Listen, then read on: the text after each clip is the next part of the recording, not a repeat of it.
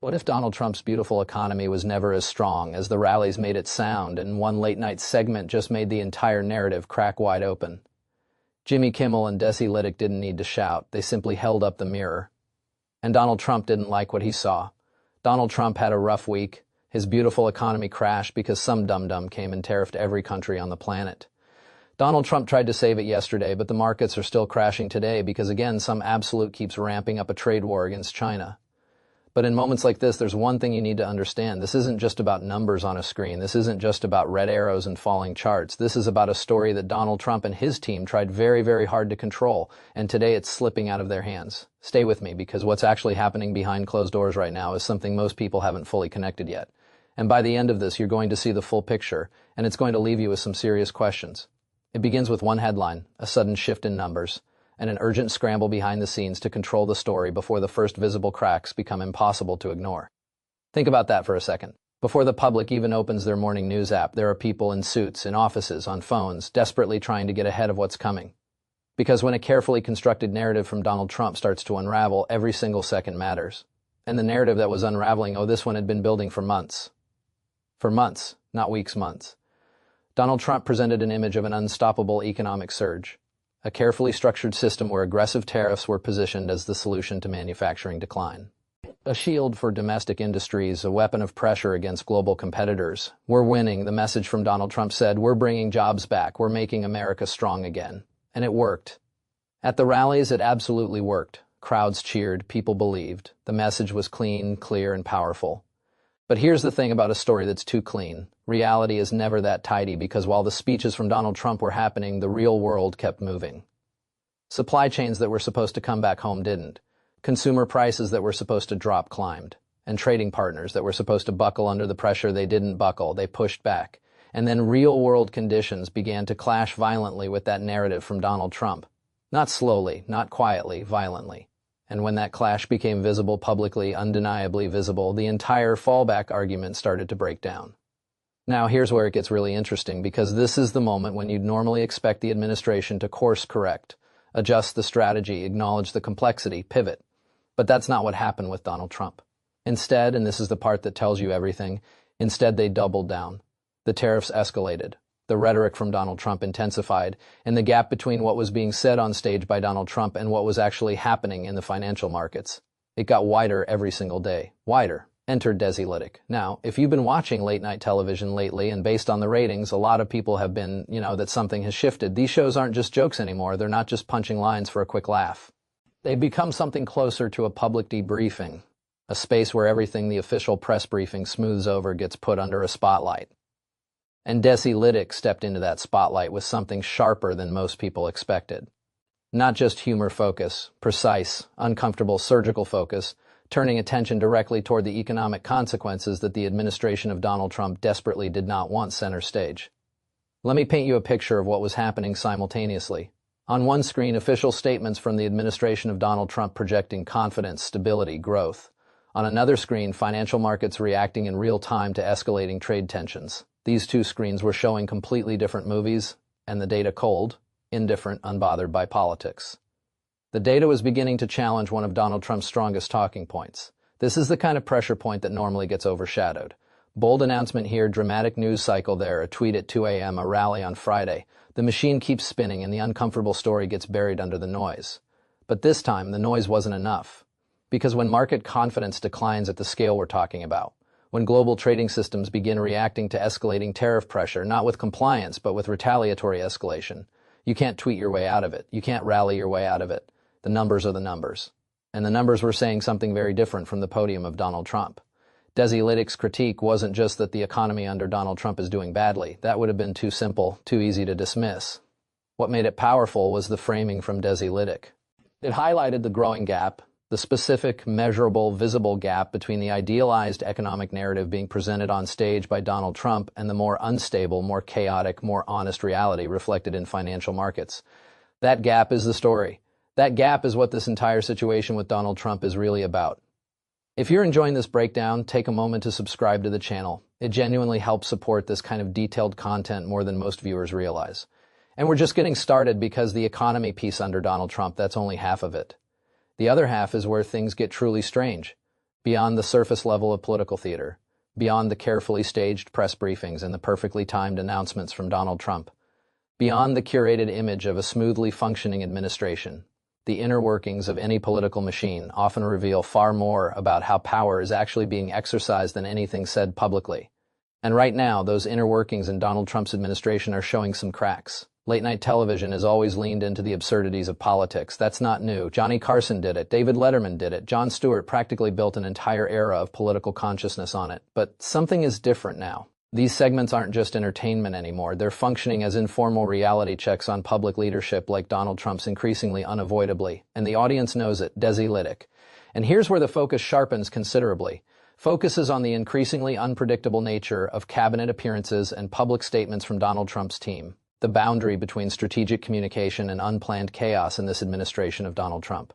That boundary has become blurred, not occasionally, regularly. Think about what it actually means to work in a high-profile role under this kind of pressure from Donald Trump. You need loyalty, obviously. You need media awareness constantly. You need image management every single day. And here's the part nobody tells you. You need to survive the viral moment. Because in this media environment, one clip, one photo, one unguarded comment in the wrong setting at the wrong moment with the wrong expression on your face, and suddenly you're not a cabinet member anymore. You're a meme. You're a headline. You're a reason Donald Trump is on his phone at midnight. Desi Lydic points to a recurring pattern within the administration of Donald Trump. An intense, almost obsessive focus on optics, how things look, how things photograph, how things play on television. And occasionally, inevitably, that focus spills over into unpredictable and awkward public moments. Moments that were supposed to project strength and project confidence from Donald Trump, but that under the unforgiving lens of a camera and a late-night comedy team like Desi Lydic come across as something else entirely. And then there was Kristi Noem, Homeland Security Secretary Kristi Noem. Working in Donald Trump's cabinet isn't just photo ops at the White House. They also do photo ops out in the field. Although with Kristi Noem, this was less like a photo op and more like a photo woe. Let's just say the reaction to some of these appearances wasn't exactly what the communications team for Donald Trump had in mind. When national security officials and senior staff begin generating headlines for unusual behavior rather than governance outcomes. When the story isn't about policy, but about the moment itself, the appearance of stability in Donald Trump's administration becomes harder to maintain. Much harder. And here's the question that floats beneath all of this. The question that nobody in an official capacity wants to answer. Is the administration of Donald Trump primarily focused on governing effectively, or is it primarily focused on shaping the next media cycle? Because those are not the same thing. They look the same sometimes from a distance, but up close, they lead to completely different places. Rather than targeting isolated incidents, what the late-night commentary from Desi Lydic keeps circling back to is what it frames as a broader structural issue. Not just this cabinet secretary, not just this photo op, not just this tariff announcement from Donald Trump. A system where presentation sometimes outweighs substance, where the priority isn't what is the best policy decision here, but rather how do we control the story for the next 48 hours. And when that's your operating mode under Donald Trump, when you're always in react mode, always in damage control mode, always chasing the next news cycle, you never actually get ahead of anything. You just keep running and eventually you run into a wall. And that brings us to the part of the story that escalated far beyond anything I expected, because this is where the tone changes completely. Donald Trump has never been known for responding to criticism with restraint. That's not a partisan observation. That's just a documented pattern across decades of public life. If you criticize Donald Trump, he responds loudly, publicly, and increasingly in ways that carry real institutional weight. But as public mockery from shows like Jimmy Kimmel and Desi Lydic became more frequent, not just on one show, but across multiple major broadcast platforms, reaching millions of viewers, getting clipped and reshared and discussed, something shifted in the response from Donald Trump. The frustration intensified. Jimmy Kimmel addressed this growing tension directly, highlighting how the frustration within the political sphere appears to be deepening as late-night commentary reaches a wider mainstream audience. Because here's the thing about late night in 2025 and into 2026. It doesn't stay late night anymore. The clip gets shared at 8 a.m., your aunt sees it on Facebook, your coworker watches it on their lunch break, it becomes the topic at dinner tables across America, and when your political identity like Donald Trump's depends on projecting dominance and control of the narrative, when that image is core to your brand, your coalition, your entire political strategy, and suddenly millions of people are laughing at you, that is not a small thing. That is an existential political threat. What once might have been dismissed as routine comedy from Jimmy Kimmel or Desi Lydic, it begins to feel like something else. It begins to feel like a serious conflict over influence, over speech, over media power. And the response from Donald Trump shifted accordingly. Donald Trump is no longer simply criticizing press coverage, no longer simply tweeting disagreement, no longer simply calling journalists fake news from behind a podium. Donald Trump's responses, as the pattern became clear, extended into something more pointed, more structural, more dangerous, questioning the legitimacy of the platforms that critique him, including calls for regulatory scrutiny. And then, and here's the part that stopped people cold, threats against broadcast licensing structures. Donald Trump threatened to terminate them. He said, "If network newscasts and their late-night shows are almost 100% negative to President Donald J. Trump, MAGA, and the Republican Party, shouldn't their very valuable broadcast licenses be terminated?" I say yes. Read that again. I say yes. The President of the United States suggesting that television networks which air comedy segments critical of his administration should have their broadcast licenses revoked. Let that land. And to all of that, the late-night hosts like Jimmy Kimmel and Desi Lydic, instead of going quiet, instead of pulling back, instead of softening their commentary, they kept going louder.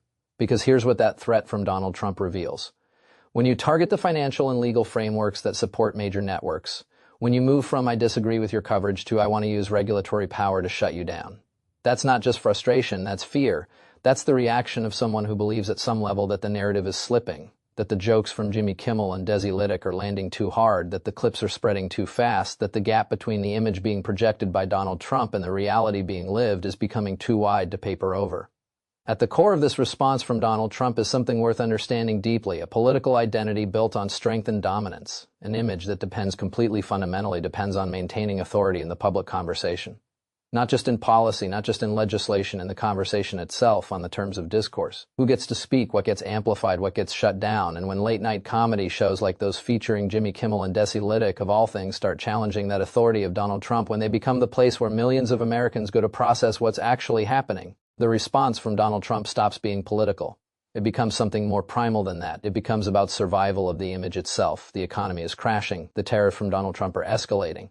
The cabinet is generating headlines for the wrong reasons. The late-night shows like Jimmy Kimmel and Desi Lydic are not backing down. The regulatory threats from Donald Trump are being made. And somewhere in all of this chaos, the real story keeps pushing its way to the surface. You know what the most telling moment in any political crisis is? It's not the big speech from Donald Trump. It's not the press conference. It's not the carefully worded statement from a spokesperson at 11 p.m. on a Friday. It's the moment when the response to criticism becomes more newsworthy than the original policy. It's the moment when the effort to control the story becomes the story. That's where we are with Donald Trump. Because here's the thing about trying to suppress a narrative. Every time you push harder, every time you threaten, escalate, demand silence, you don't quiet the story, you amplify it. Every threat against a broadcast license from Donald Trump becomes tomorrow's late-night monologue from Jimmy Kimmel or Desi Lydic. Every angry social media post from Donald Trump becomes a clip that gets shared 5 million times. Every rally speech from Donald Trump defending the tariffs becomes the perfect setup for the next segment that shows exactly what those tariffs are doing to real people's real lives. The machine feeds on the reaction from Donald Trump, and the reaction keeps coming. So where does this end? That's the question nobody can fully answer right now, because we're in it right in the middle of it with Donald Trump. The markets haven't stabilized, the trade war hasn't de-escalated, the late-night shows haven't quieted, and the administration of Donald Trump hasn't found a news story powerful enough to change the subject. What we're watching in real time on our phones, on our TVs, and our news feeds is a collision. A collision between a political brand built on invincibility by Donald Trump and a set of real-world conditions that don't respect brands. Markets don't care about rally speeches from Donald Trump. Consumer prices don't respond to tweets from Donald Trump. Global trading partners don't fold because of press conferences from Donald Trump. And late-night hosts like Jimmy Kimmel and Desi Lydic don't go quiet because of license threats from Donald Trump. The collision is happening. The question is what comes out on the other side. And right now, nobody, not the economists, not the political analysts, not the late-night hosts, not the administration of Donald Trump itself, nobody fully knows. What we do know is this. The cracks are visible now. And once cracks become visible, they're very, very hard to unsee. That's the story. Not just the tariffs, not just the market numbers, not just the comedy segments, the whole thing, the image from Donald Trump, the reality, the gap between them, and the increasingly desperate effort to close that gap before the gap closes everything else. Watch carefully, because this story with Donald Trump is far from over, and the next headline could change everything we thought we understood about where this administration is truly headed as the economic pressures mount and the public scrutiny intensifies day after day in ways that no scripted rally or late-night deflection can fully contain. The layers keep peeling back, revealing inconsistencies in messaging that span from trade policy failures to internal team disarray, and the way late-night comedy has become an unlikely but potent force in shaping public perception against the carefully cultivated strongman persona. Expanding further on the economic fallout, consider the ripple effects across small businesses that relied on stable import costs, only to face sudden spikes that force price hikes or layoffs. Stories that rarely make the main rally talking points, but surface repeatedly in local news and personal accounts shared widely online. Farmers hit by retaliatory tariffs from trading partners watch their export markets dry up while promises of government aid feel like temporary bandages on deeper wounds created by the policy choices themselves. Manufacturing sectors that were supposed to boom under protectionist measures instead grapple with higher input costs that make American goods less competitive globally, a contradiction that Jimmy Kimmel and Desi Lydic highlighted with sharp timing and visual aids that drove the point home for viewers tuning in after a long day. These aren't abstract statistics. They translate into families adjusting budgets, communities facing uncertainty, and a growing sense that the narrative of economic dominance doesn't align with the grocery bills and job market realities people experience firsthand. The administration's attempts to reframe these challenges as short-term necessary pains for long-term gains lose potency, when week after week the data continues to show persistent volatility rather than the promised resurgence. This persistent gap fuels the late-night segments that resonate because they tap into lived experiences rather than polished talking points, turning what could have been dismissed as elite comedy into relatable commentary that spreads far beyond the TV screen into everyday conversations. As these dynamics play out, the pressure on Donald Trump to maintain control over the dominant story becomes more pronounced, leading to reactions that only feed the cycle further, creating a feedback loop where each attempt at dominance highlights the underlying vulnerabilities instead. The weeks leading up to these exposures saw incremental warnings from economists across the spectrum ignored or downplayed in favor of optimistic projections that subsequent market movements contradicted almost immediately. This pattern of overpromising and underdelivering on economic metrics isn't new in politics but gains particular visibility when contrasted so directly with the bold claims made repeatedly at large events designed to project unassailable success. Desi Lydic's delivery, blending factual references with cutting humor, amplified the disconnect in a format that millions find more accessible than dry policy briefings, making the exposure feel personal and immediate. Jimmy Kimmel's setup provided the perfect platform, allowing the segment to build momentum that carried over into social media trends and water cooler discussions nationwide. The cumulative effect challenges not just specific policies but the foundational image of competent stewardship that the administration relies upon for continued support. Delving deeper into the optics obsession, cabinet members find themselves navigating a minefield where every public appearance risks becoming fodder for viral mockery, shifting focus from substantive governance to performative loyalty tests that drain energy and resources. This environment fosters caution over innovation, where bold decision-making takes a back seat to avoiding the next embarrassing clip. Kristi Noem's field visits, intended to showcase strength and engagement, instead became case studies in how quickly a moment can be reframed by comedy writers armed with sharp editing and audience anticipation. Similar incidents involving other officials compound the perception of an administration more attuned to image management than operational effectiveness, a theme that late-night shows mine relentlessly because it resonates with broader frustrations about accountability and results. The human element cannot be overlooked. Staffers working extended hours under constant scrutiny, balancing policy demands with the need to project unwavering confidence even as external realities test that facade. These internal strains rarely see daylight in official channels but emerge piecemeal through anonymous leaks, offhand remarks, and the occasional unfiltered moment that late-night hosts seize upon to humanize the critique. Over time, this creates a narrative of dysfunction that contrasts sharply with the unified front presented at rallies and briefings, widening the trust gap among observers who value consistency. As tariff-related economic indicators continue fluctuating, each new data release provides fresh material for segments that connect policy decisions directly to household impacts, making abstract trade disputes tangible and politically charged. The escalation of rhetoric in response only serves to validate the comedian's observations about defensiveness, turning what might have remained niche commentary into mainstream conversation points. This interplay between power, perception, and public discourse underscores a pivotal tension in contemporary politics where traditional authority figures face unprecedented challenges from decentralized media voices that operate outside conventional controls. The result is a heightened state of reactivity that, rather than resolving underlying issues, perpetuates the cycle of exposure and counterexposure, keeping the focus on Donald Trump's responses as much as the original provocations. Through it all, the core question lingers. Can the projected image withstand sustained scrutiny when real-world outcomes diverge so noticeably? Or will the cumulative weight of these moments force a reckoning that reshapes the political landscape in unpredictable ways? The coming weeks promise more of the same intensity as markets respond to ongoing trade developments and late-night lineups prepare fresh material drawn from the latest headlines, ensuring the story remains dynamic and unresolved for now.